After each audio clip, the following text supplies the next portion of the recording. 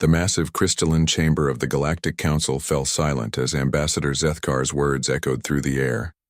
His forearms trembled as he gripped the podium, his usually pristine blue skin now pale with fear.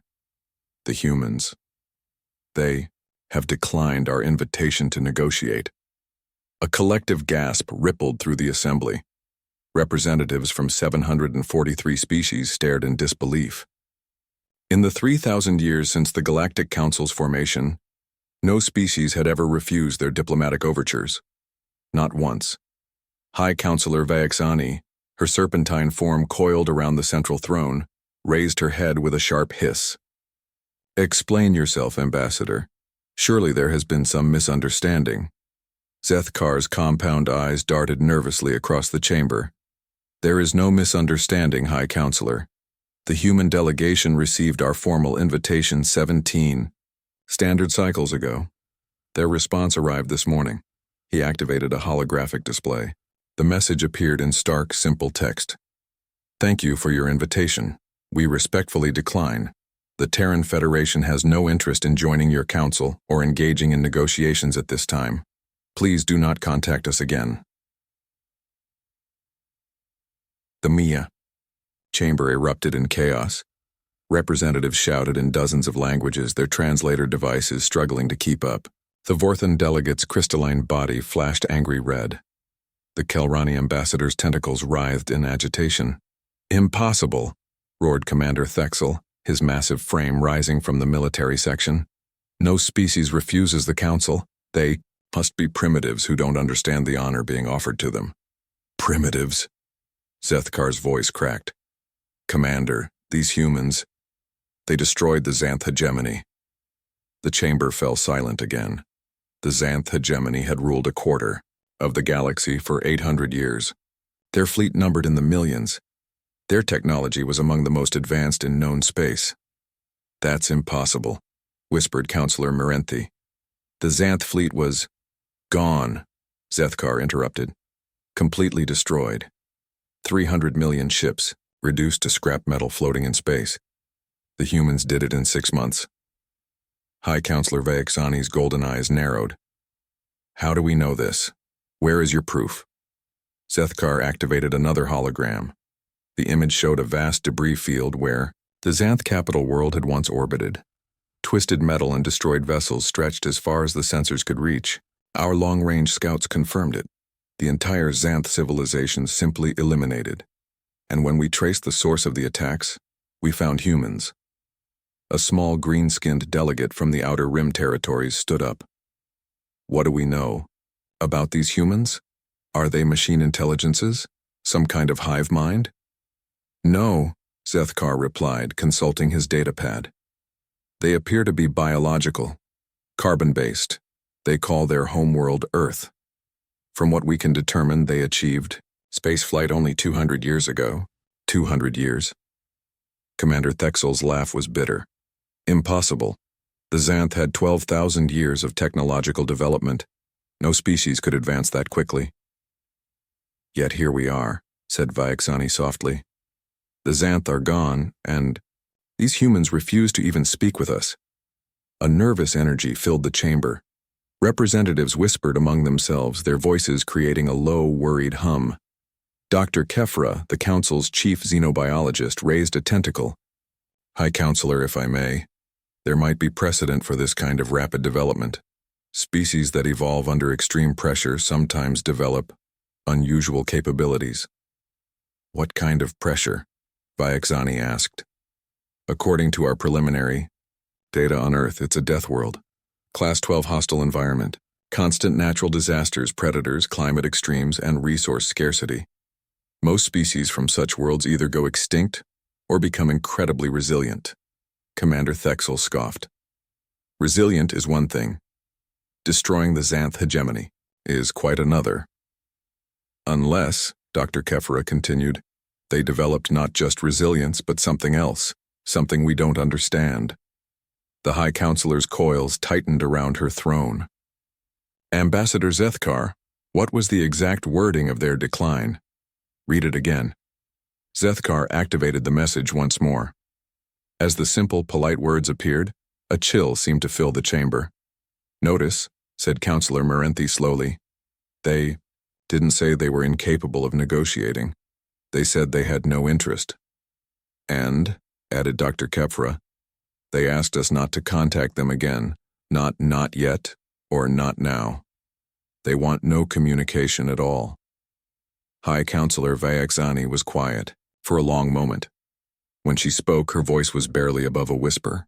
"In 3,000 years, every species has eventually joined the Council.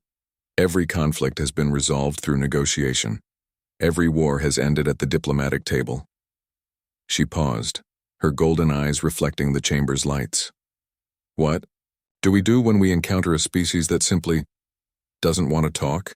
The silence that followed was deafening. Commander Thexel cleared his throat. "High Counselor, perhaps we should send a stronger message. Make them understand the benefits of joining the Council. And if they refuse again, then we show them the consequences of refusing." Dr. Kefra's tentacles writhed in alarm. "Commander, these beings destroyed the Xanth hegemony. Do you really think threatening them is wise?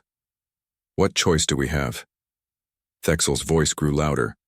"The entire galactic order is built on the principle that all species eventually join the Council. If the humans break that precedent, what happens? Next? What if other species decide they don't need us either?" The implications hung in the air like a toxic cloud. The Galactic Council wasn't just a diplomatic body.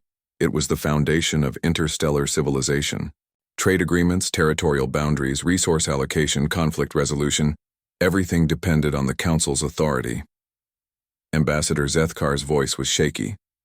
"High Counselor, there's something else. Our scouts detected massive construction activity in human space. They're building something big. What kind of construction? We don't know. Our probes were detected and destroyed before they could gather detailed information. But the energy signatures we detected..." He paused, his blue skin growing even paler. "They dwarf anything in our databases." High Counselor Vyaxani closed her eyes. In 3,000 years of galactic diplomacy, she had never faced a situation like this. A species that could destroy the mighty Xanth refused to negotiate and was building mysterious superstructures. "Counselors," she said finally, "I'm calling an emergency session. We have 72 hours to decide how to respond to the human situation. The fate of the galactic order may depend on our next move." As the chamber began to empty, whispered conversations filled the air. Fear, curiosity, and anger mixed in equal measure. But in the shadows of the Great Hall, older delegates, those who remembered the early days of the Council, shared worried glances. They had seen species refuse negotiation before in the Council's youth. Those situations had never ended well, and none of those species had been capable of destroying civilizations.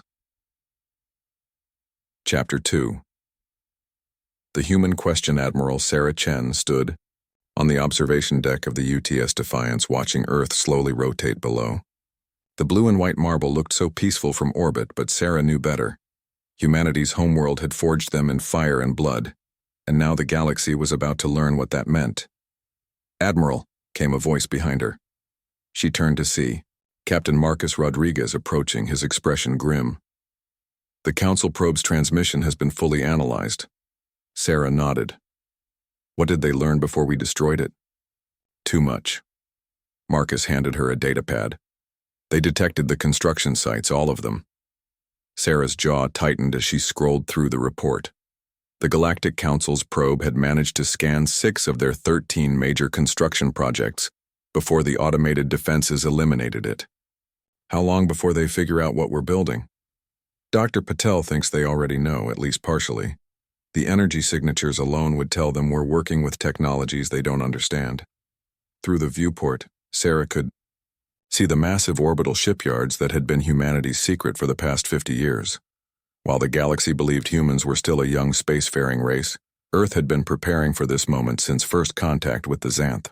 "Status report on Project Exodus?" Sarah asked. 73% complete. Another 6 months and we'll be ready." Sarah closed her eyes. 6 months. Would the Galactic Council give them that much time?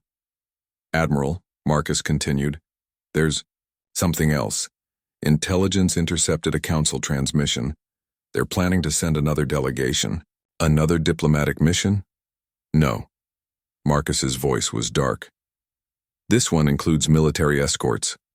Sarah wasn't surprised. The destruction of the Xanth hegemony had been necessary, but it had also painted a target on humanity's back. The galaxy's oldest and most powerful civilization eliminated in 6 months. The Council couldn't ignore that. How many ships?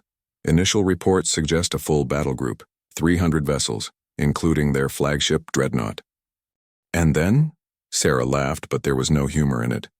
300 ships, they really don't understand, do they? The door to the observation deck slid open, and Dr. Elena Vasquez entered. Earth's chief xenopsychologist looked exhausted, dark, circles under her eyes from weeks of analyzing council communications. Admiral, I've finished my assessment of their psychological profiles. And? They're terrified. Elena moved to stand beside the viewport. The entire council structure is built on the assumption that all species eventually conform to their diplomatic model. They've never encountered a civilization that simply opted out. Good, Sarah said. Fear makes people predictable, not these people. Elena's voice was worried. I've studied 700 different alien cultures through their databases. When the council gets scared, they don't retreat. They double down. Hard. Marcus frowned. What does that mean for us? It means they're going to escalate. First, they'll try overwhelming diplomatic pressure. When that fails, they'll resort to economic sanctions. When that fails, Elena paused. They'll decide we're a threat to galactic stability. Then they'll try to eliminate us. Sarah turned from the viewport to face her officers. Both had served with her since the early days of the Xanth War. They'd seen what humanity was capable of when pushed to the edge. Dr. Vasquez, in your professional opinion, is there any chance the council will simply leave us alone? Elena shook her head. 0. Their entire civilization is based on universal membership. If they allow us to remain independent, other species will start asking questions. Their authority will crumble. Then we proceed as planned. Sarah activated her communicator. Command, this is Admiral Chen. Initiate Protocol 7. All construction projects are now Priority Alpha. Acknowledged, Admiral. Protocol 7 is active. Marcus looked concerned. Admiral, Protocol 7 will expose our capabilities. Once they see what we're really building, they'll learn eventually anyway. Sarah's voice was firm. Better to be ready 6 months early than 6 months too late. Through the viewport, the orbital shipyard suddenly came alive with activity. Thousands of construction drones emerged from hidden bays and massive fabrication units that had been disguised. As asteroids began moving into position, "My God," Elena whispered. "How long have we been preparing for this?" "Since the day we learned we weren't alone in the universe," Sarah replied. "Humanity's first rule of survival, hope for the best, prepare for the worst." The comm system crackled. To life. Admiral Chen, this is Director Zhang at Luna Base. We're receiving a priority transmission from the outer colonies. Put it through. The voice that emerged was strained with excitement. Admiral, this is Captain Williams aboard the exploration vessel Horizon. We've completed the survey of the Kepler 4042 system. Sarah's pulse quickened. Report, Captain. It's perfect, Admiral. 12 habitable worlds, abundant resources, and completely uninhabited. The system could support the entire human population with room to grow. Elena looked confused. Admiral, what's Project Exodus? Sarah was quiet for a moment, watching Earth turn slowly below. The world that had given birth to humanity, that had shaped them through millions of years of evolution and struggle. Dr. Vasquez, what's the one thing that terrifies the Galactic Council more than a species that won't negotiate? I don't know. A species that doesn't need to negotiate because they have somewhere else to go. The implications hit Elena like a physical blow. You're planning to evacuate Earth? Not evacuate, Sarah corrected. Relocate. The Council thinks they hold all the cards because every species needs the galactic community to survive. Trade, resources, protection from hostile neighbors. But what if a species didn't need any of that? Marcus was staring at her with a mixture of admiration and disbelief. You're going to move the entire human race? If necessary. Project Exodus has been preparing evacuation ships for the past 20 years. 12 billion people, our entire industrial base, our cultural heritage. Everything that makes us human can be relocated to Kepler 442 within 18 months. But Admiral, Elena protested, the logistics alone are already solved. Sarah activated a holographic display showing the Kepler system. We've been seeding the destination with automated construction units for 15 years. By the time our people arrive, entire cities will be waiting for them. The comm system activated again. Admiral, incoming transmission from the Galactic Council. They're requesting immediate communication with Earth's leadership. Sarah smiled grimly. Patch it through to Conference Room Alpha. It's time to meet our new neighbors. As they left the observation deck, Elena caught Sarah's arm. Admiral, there's something you should know about the Council's psychological profile. What's that? They've never encountered a species like us. Every civilization they've dealt with has been either cooperative or conquerable. But humans... Elena paused.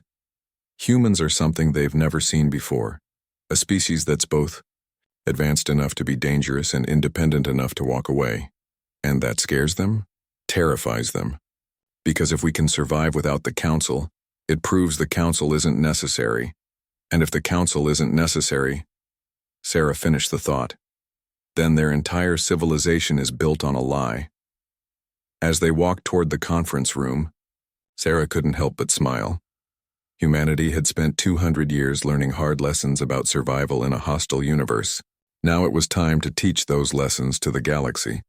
The question wasn't whether the Galactic Council would try to force humanity to comply. The question was whether they would survive the attempt. Chapter 3. The ultimatum, the holographic projector in Conference Room Alpha flickered to life, revealing the imposing figure of High Counselor Vaxani. Her serpentine form dominated the display, golden eyes gleaming with barely contained frustration. Admiral Chen sat alone at the conference table, her hands folded calmly in front of her. Behind the cameras, her staff monitored every detail of the transmission, recording and analyzing every word. I am High Counselor Vaxani of the Galactic Council, the alien leader began, her voice carrying the weight of 3,000 years of authority.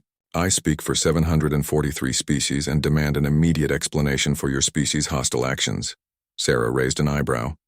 Hostile actions? High Counselor, I'm not aware of any hostility from humanity toward the Council. The destruction of the Xanth hegemony was a defensive action, Sarah interrupted smoothly. The Xanth declared war on humanity and attempted to conquer our worlds. We defended ourselves. By eliminating an entire civilization, by stopping an aggressive empire that had conquered dozens of species over the past millennium. Sarah leaned forward slightly. Tell me, High Counselor, how many appeals did those conquered species make to your council for help? Vaxani's coils tightened visibly. The Xanth were members of the council. Internal conflicts are resolved through diplomatic channels. Internal conflicts? Sarah's voice hardened. You call genocide an internal conflict? That is not. The Xanth situation was complex. The Xanth situation was simple. They were bullies who had never met anyone capable of fighting back. We fixed that problem. The hologram flickered as Vaxani struggled to maintain her composure. Your species has upset the balance of power that has maintained galactic peace for 3 millennia. Your species has maintained galactic stagnation for 3 millennia, Sarah replied. There's a difference. You will join the council and submit to its authority, Vaxani declared, her voice rising. This is not a request. It is a requirement. For all spacefaring civilizations. Sarah was quiet for a long moment, studying the alien leader's face. When she spoke, her voice was calm and measured. No. What did you say? I said no. Humanity declines your offer of membership and rejects your claim of authority over us. Vaexani's eyes blazed with fury. You cannot simply refuse. The Galactic order depends on universal participation in the Council system. Then perhaps it's time for a new galactic order. The silence that followed was deafening. Sarah could see the shock on Vaexani's reptilian features, the way her coils writhed with agitation. You cannot be serious. You would destabilize the entire galaxy to maintain your independence? Hi, Counselor. Let me explain something about human history.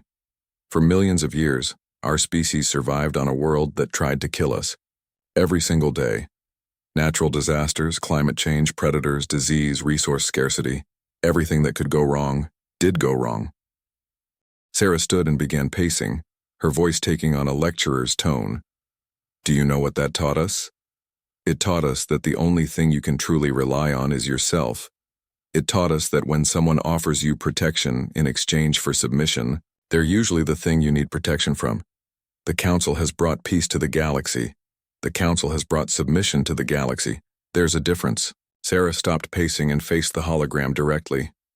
You've created a system where no one is allowed to solve their own problems, where every species becomes dependent on your approval for survival, where innovation and independence are discouraged in favor of conformity. That system has prevented countless wars. That system has prevented countless solutions. How many medical breakthroughs have been delayed because they required Council approval? How many technological advances have been suppressed because they might upset the balance of power? How many species have stagnated because they were forbidden from pursuing their own destiny? Vaexani's form trembled with rage. You know nothing of galactic governance. I know enough. Sarah's voice turned cold. I know that in 3,000 years, your Council has never faced a real challenge. You've grown soft, complacent, convinced of your own necessity. But here's the thing about necessity. It only exists when there are no alternatives. What are you saying? Sarah smiled, and there was something predatory in the expression. I'm saying humanity doesn't need you. We don't need your trade networks, your protection, your diplomatic services, or your permission to exist. We've survived just fine on our own for millions of years, and will continue to do so for millions more. Impossible. No species can survive in isolation. Watch us. The challenge hung in the air between them. Vaexani's golden eyes narrowed as she processed the implications. If you refuse to join the Council voluntarily, you will be compelled to do so. By whom? Sarah asked. Your member species. The ones who've forgotten how to defend themselves because you've done it for them for 3 millennia. Or perhaps you mean your military forces? The ones that have never faced an opponent that fought back? Our fleet is the most powerful in the galaxy. Your fleet is the largest in the galaxy. Power and size aren't the same thing. Sarah activated a holographic display. Would you like to see what happened to the Xanth fleet? The images that appeared showed the aftermath of humanity's war against the hegemony. Massive capital ships reduced to twisted metal. Orbital installations turned to debris fields. Entire fleets simply gone. This is what power looks like, High Counselor. Not the ability to command obedience from the weak, but the ability to defeat those who would command you. Vaexani stared at the images in horrified fascination. How? How did you develop such capabilities so quickly? Because we had to. Because on Earth, nothing was ever given to us. Everything had to be earned, fought for, taken from the claws of death itself. While your species were learning diplomacy, we were learning war. While they were learning cooperation, we were learning independence. While they were learning to negotiate, we were learning to win. You're monsters. Sarah's expression softened slightly. No, High Counselor. We're survivors. And that's something your Council has forgotten how to be. The hologram flickered as Vaexani composed herself. When she spoke again, her voice carried the full weight of the Council's authority. This is your final warning, Admiral Chen. Join the Galactic Council within 30 standard days or face the consequences of your defiance. And what consequences would those be? Economic isolation, military blockade, if necessary, forcible integration into the Council system. Sarah nodded thoughtfully. I see. And if we refuse all of the above, then you will be designated a hostile power and eliminated as a threat to galactic stability. How refreshingly honest. Sarah's smile was razor sharp. Thank you for clarifying the Council's position. Now let me clarify ours. She leaned forward, her eyes locked on Vaexani's. 30 days from now, humanity will still be independent. Our worlds will still be free. Our people will still chart their own course among the stars. And your council? Sarah paused dramatically. Your council will learn what happens when you threaten something you don't understand. You cannot possibly believe you can stand against the combined might of 700 species. High Counselor, 40 years ago, the Xanth believed the same thing. They had a larger fleet, superior technology, and 3,000 years of military tradition. They lasted 6 months. Sarah stood to leave, then turned back to the hologram one final time. Enjoy your 30 days, High Counselor. Use them wisely. Because when they're over, the galaxy is going to change forever. The transmission ended, leaving Sarah alone in the conference room. Through the viewport, she could see the orbital shipyards working at full capacity, construction drones swarming around massive structures that would soon change the balance of power in the galaxy. Captain. Rodriguez entered the room, his expression grim. Admiral, long-range sensors are detecting massive fleet movements. Every council member species is mobilizing their forces. Good, Sarah replied. That means they're taking us seriously. Admiral, are you certain about this course of action? The entire galaxy against humanity? Sarah moved to the viewport, watching Earth turn slowly in the void. Somewhere down there, 12 billion people were going about their lives unaware that their species stood on the brink of the greatest challenge in human history. Marcus, do you know what the definition of insanity is? Doing the same thing repeatedly and expecting different results? Exactly. For 3,000 years, the Galactic Council has used the same playbook. Diplomatic pressure, economic coercion, military intimidation. It's worked every single time because every species they've encountered shared the same fundamental assumption, which is? Sarah turned from the viewport, her eyes blazing with determination. That survival requires submission. That independence isn't worth the cost. That it's better to be a protected slave than a free target. She moved toward the door, then paused. But humanity learned something different on Earth, Marcus. We learned that freedom isn't something you're given. It's something you take. And, once you've taken it, she smiled grimly, you never ever give it back. As the door closed behind her, Marcus stared out at the construction sites surrounding Earth. In 30 days, they would learn whether humanity's greatest gamble would pay off, or whether their species' fierce independence would lead to their extinction. Chapter 4. The point of no return, the Galactic Council's war fleet stretched across 3 star systems. Never in the history of the galaxy had such a massive armada been assembled. Over 50,000 vessels representing the combined military might of 700 species. Admiral Kreshtar of the Vorthan Empire stood on the bridge of the flagship, Inevitable Destiny, studying tactical displays that showed the approaching human territory. As the Council's supreme military commander, he had orchestrated campaigns across dozens of star systems. Yet something about this mission troubled him. Admiral, his tactical officer reported, we're receiving new intelligence from our advance scouts. Report. The humans have evacuated their outer colonies, sir. Completely. Every settlement from here to the edge of their territory is empty. Kreshtar's crystalline form flickered with confusion. Empty? Where did they go? We don't know, sir. There are no signs of battle, no distress signals. The colonies were simply abandoned in an orderly fashion. Through the viewport, Kreshtar could see the Council fleet in all its terrible glory. Dreadnoughts the size of cities, carrier groups that could devastate entire worlds, weapons platforms capable of cracking planets. The accumulated military power of 3 millennia of galactic civilization. Admiral, came another voice. High Counselor Vaexani wishes to speak with you. The holographic projection materialized beside Kreshtar's command station. The High Counselor's serpentine form seemed more agitated than usual. Admiral, what is the status of the human response to our approach? They appear to be withdrawing, High Counselor. All outer settlements have been abandoned. Withdrawing to where? Unknown. Our scouts report that the evacuation appears to have been comprehensive. Entire populations, industrial facilities, even orbital stations have been relocated. Vaexani's eyes narrowed. They're retreating to their core worlds for a final stand. Predictable. How long until we reach their home? System? 6 hours at current speed, High Counselor. Excellent. When we arrive, they'll see the futility of resistance and surrender. The transmission ended, leaving Kreshtar alone with his doubts. In his centuries of military service, he had never seen an evacuation so thorough or so well organized.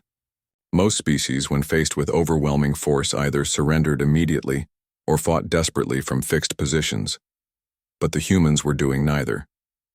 Meanwhile, in the Sol system, Admiral Chen stood in the command center of Luna Base, watching as the last of the evacuation ships disappeared into hyperspace. The massive vessels, each capable of carrying millions of people, had been launching continuously for the past 30 days. Admiral, reported Captain Rodriguez, final. Evacuation group has successfully transitioned to hyperspace. Total population transferred to Kepler 442, 11.7 billion. What about the infrastructure? Automated systems have completed the industrial transfer.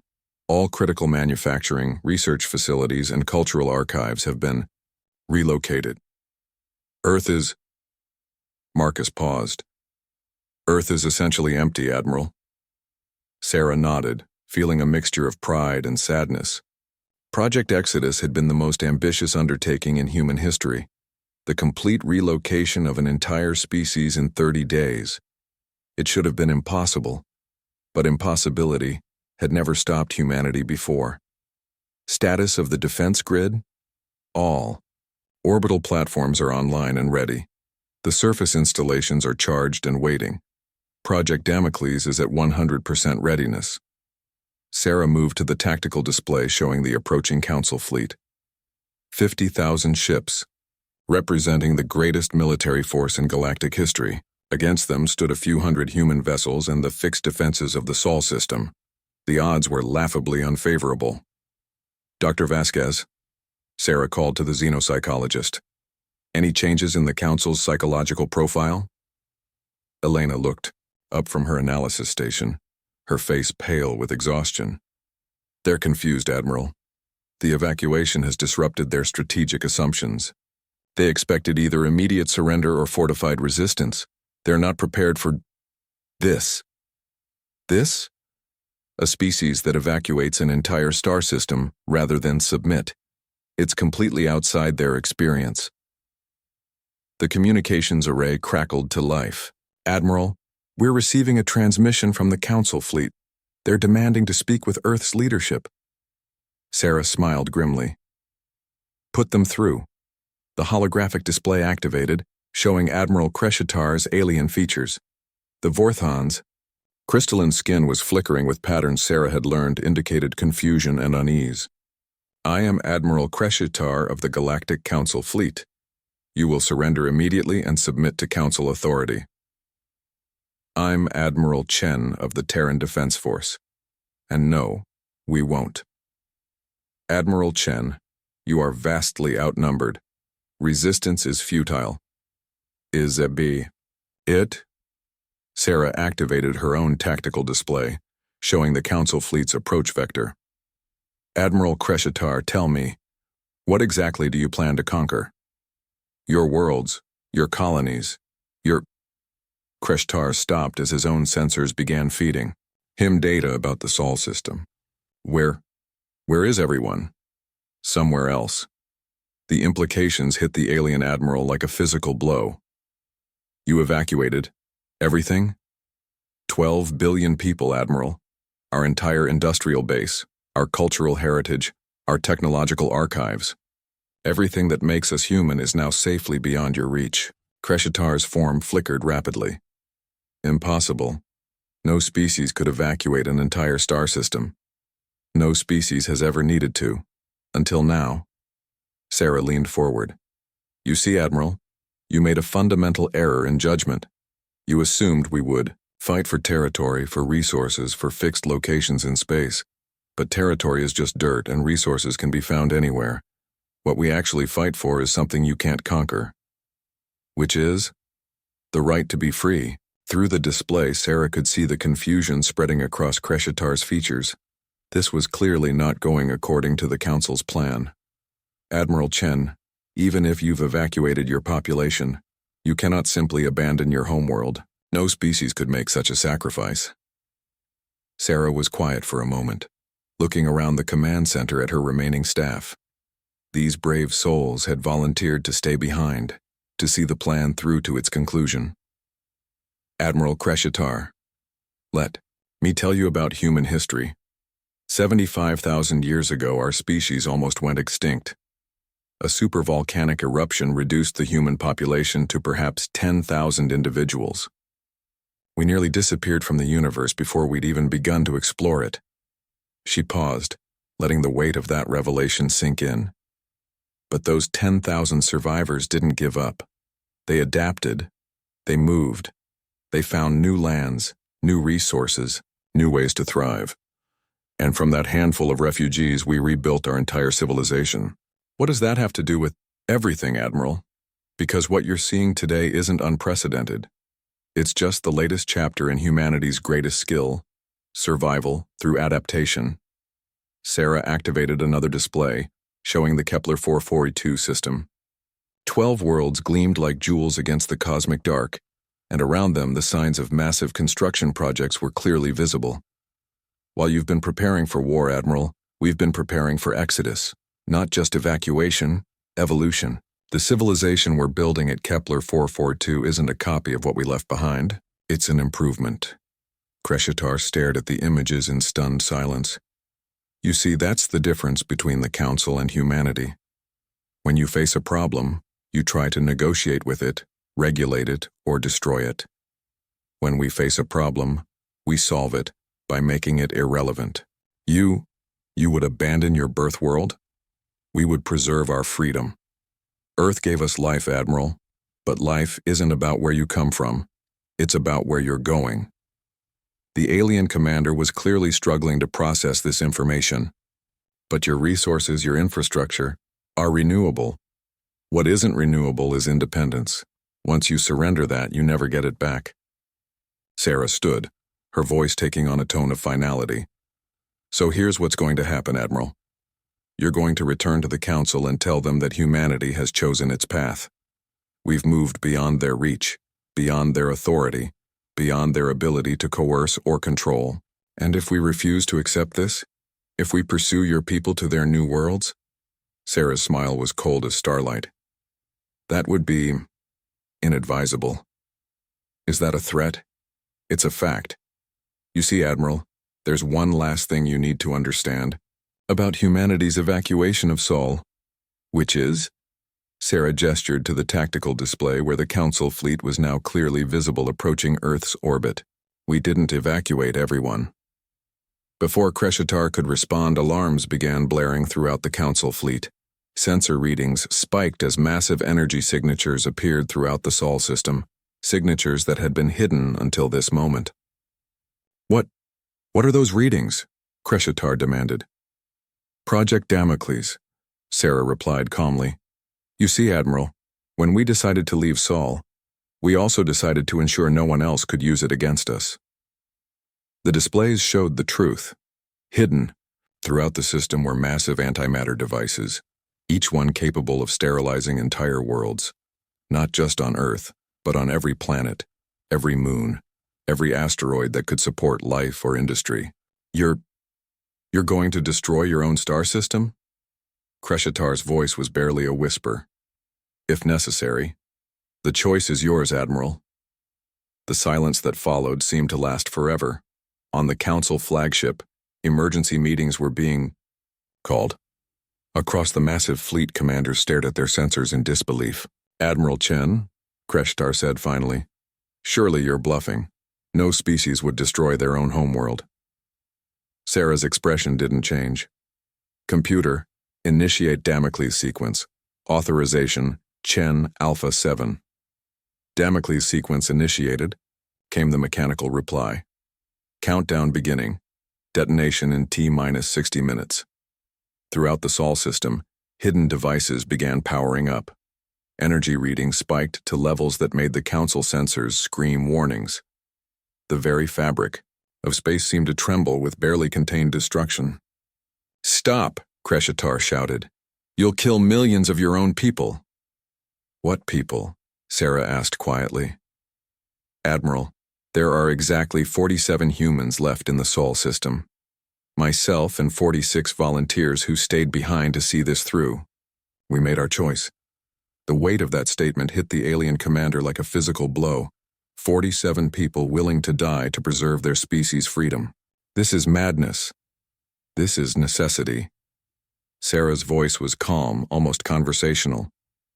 "You see, Admiral, the Council's entire power structure depends on the belief that territory and resources are more valuable than freedom. That species will submit rather than lose what they've built." She gestured to the countdown timer now visible on both their displays. But what happens when you encounter a species that values freedom more than survival? What happens when your entire strategic doctrine becomes irrelevant? T-minus 55 minutes to system-wide detonation, the computer announced. Throughout the Council fleet, panic was setting in. Ship commanders were requesting orders, but no orders came. The Council had never prepared for this scenario because it was inconceivable. "Admiral Chen," Kreshitar tried again. "There must be another solution, some way to resolve this peacefully." "There is," Sarah replied. "Withdraw your fleet. Return to the Council. Tell them that humanity has chosen independence and that any attempt to interfere with that choice will result in consequences they cannot imagine. And if we do that, what guarantee do we have that you won't use these weapons against Council worlds?" Sarah laughed, and there was something genuinely amused in the sound. "Admiral, why would we waste time destroying your worlds when we have new ones to build? The difference between us is that you see destruction as a tool of conquest. We see it as a tool of liberation." T-minus 50 minutes to system-wide detonation. On the Council flagship, emergency transmissions were flooding in from across the fleet. Some commanders were advocating immediate retreat. Others wanted to call Sarah's bluff. Still others were demanding permission to launch a preemptive strike. But as Admiral Kreshitar stared at the energy readings from the Damocles devices, he realized there was no bluff to call.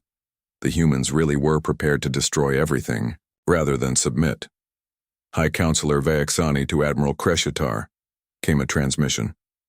"What is your status?" "High Counselor, the humans they've weaponized their entire star system. They're threatening to detonate antimatter devices that will sterilize everything within 50 light years. Impossible. No species would destroy their own homeworld." "That's what I thought. But they've evacuated their entire population. There are only 47 humans left in the system, and they're all volunteers." The silence from the High Counselor stretched for long seconds.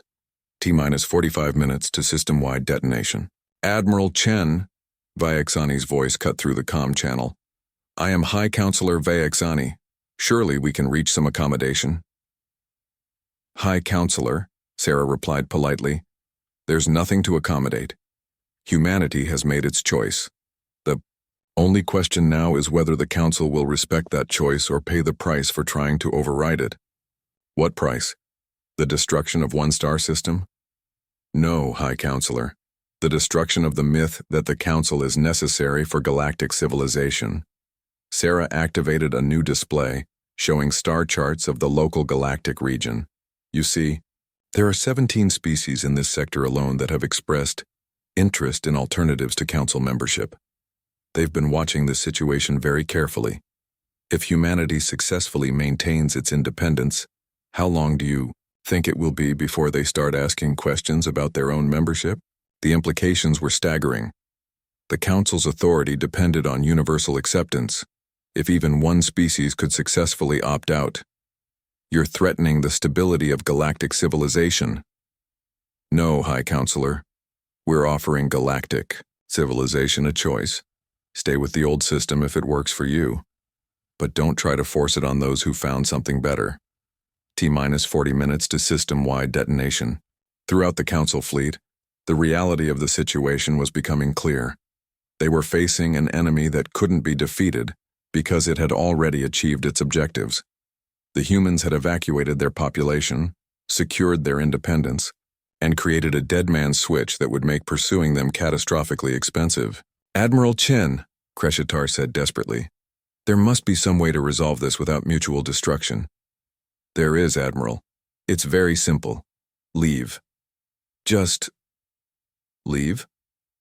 Return to Council space. Report that humanity has chosen independence, and that the cost of changing that choice is higher than the Council is willing to pay. File your report, forget we exist, and let the galaxy move forward." "And if other species follow your example?" Sarah shrugged. "Then maybe they found something better than what the Council offers." "Isn't that how progress works?" T-minus 35 minutes to system-wide detonation. On the Council flagship, emergency sessions were being called. Representatives from 700 species were debating options, consequences, and alternatives. But as the countdown continued, one fact became inescapably clear. They had no choice. "Admiral Chen," High Counselor Vyaxani said finally, "if we withdraw our fleet, what assurance do we have that you won't pursue aggressive actions against Council worlds? You have the word of the Terran Federation that we have no interest in conquest or expansion into Council territory. We want to be left alone to build our own civilization in our own way. And these weapons, these Damocles devices, will remain in place as long as necessary to ensure our independence. Think of them as a very permanent, do not disturb sign." T-minus 30 minutes to system-wide detonation. The weight of decision pressed down on the Council leadership like a physical force. In 3,000 years, they had never faced a choice like this. Submit to the demands of a single species, or watch as their entire fleet was destroyed along with one of the most historically significant star systems in the galaxy. "Admiral Kreshitar," came Vyaxani's voice, heavy with defeat. "Begin fleet. Withdrawal. Full retreat to Council space. High Counselor." "You heard me, Admiral. We're leaving." Throughout the massive fleet, the order spread like wildfire. 50,000 ships began the complex process of turning away from Earth and beginning their journey back to Council space. "Computer," Sarah said quietly, "abort Damocles sequence. Authorization Chen Alpha 7. Damocles sequence aborted. All devices returning to standby status." Admiral Kreshitar's relief was visible even through the hologram. "Admiral Chen, I must ask, would you really have done it? Would you really have destroyed your own star system?" Sarah looked around the command center at her 46 volunteers, each of whom had been prepared to die for humanity's freedom. "Admiral, there's something you need to understand about humans. We don't make threats, we make promises. And when we promise to remain free," she smiled grimly, "we keep that promise no matter the cost." As the Council fleet disappeared into hyperspace, Sarah felt a mixture of exhaustion and triumph wash over her. Phase 1 of humanity's independence was complete, but she knew this was just the beginning. Epilogue: The New Paradigm. 6 months later. Dr. Elena Vasquez stood on the observation deck of New Geneva Station, watching the sun of Kepler 442 cast its light across 12 thriving worlds.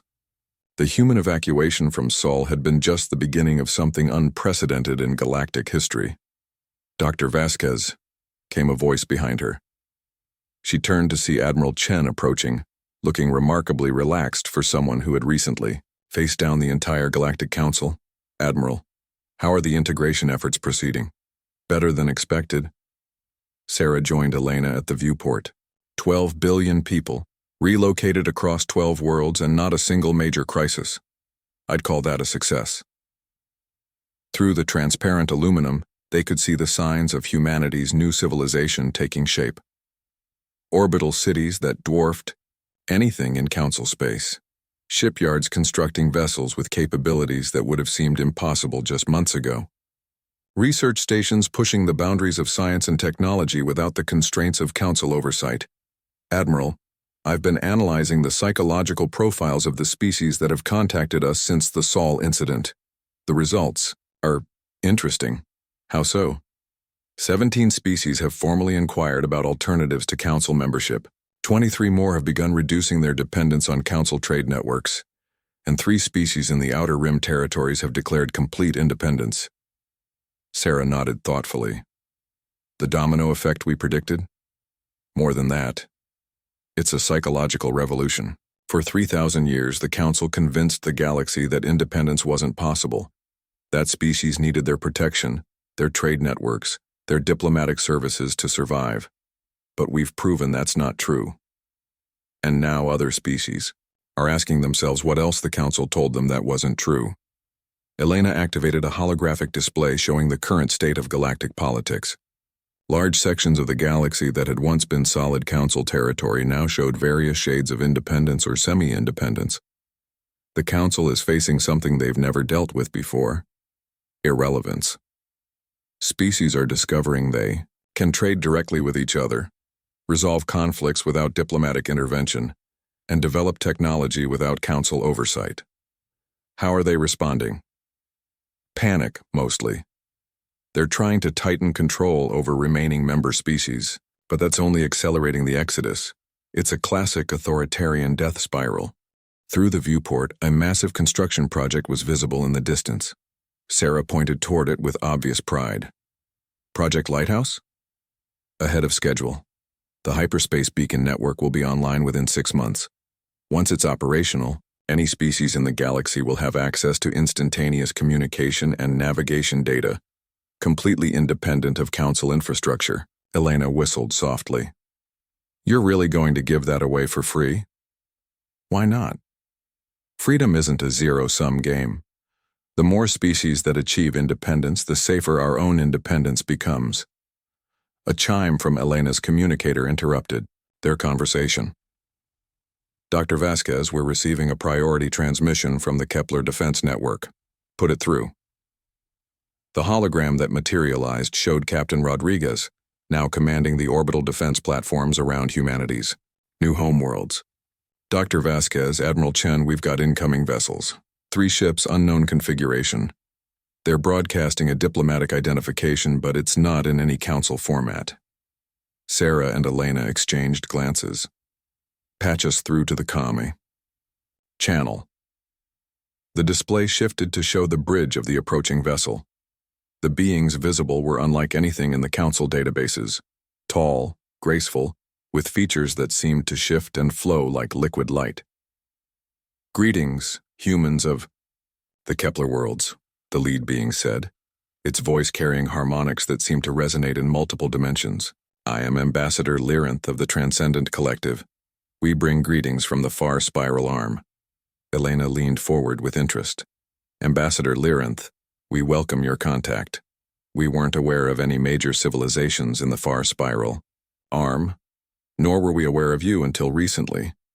The disruption you caused in Council space has sent ripples across the galaxy, ripples that have reached even our distant worlds. Sarah stepped into view. Disruption might be a strong word, Ambassador. Is it? Lyrinth's features shifted in what might have been amusement.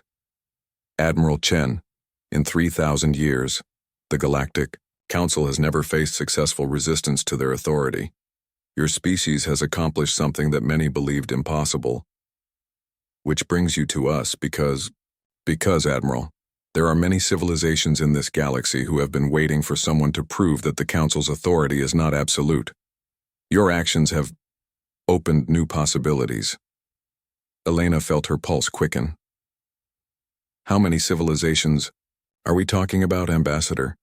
In the far spiral arm alone, approximately 1,500 species across 200 major star systems, none of whom are members of the Galactic Council. The implications hit Sarah like a physical blow. 1,500 species, how is that possible? The Council claims authority over the entire galaxy. The Council claims authority over the regions they can reach, Lyrinth corrected. But space is vast, Admiral, and there are many corners of the galaxy where their influence has never extended. Civilizations that developed independently, that built their own networks of trade and diplomacy, that never saw the need for external management. Sarah activated a star chart showing the galaxy's major political divisions. The areas controlled by the Council, while vast, suddenly seemed smaller when viewed against the total scope of galactic space. You're telling us the Council doesn't actually control the galaxy? They control perhaps 30% of inhabited space. Another 40% consists of independent civilizations like ourselves. The remaining 30%, Lyranth's form flickered. The remaining 30% is disputed territory, unexplored regions, and various hostile entities that even the Council avoids. Elena stared at the display in amazement. All this time we thought the Council represented galactic civilization. They represent Council civilization, which, while extensive, is not synonymous with galactic civilization. Sarah began to understand the true scope of what humanity had accomplished.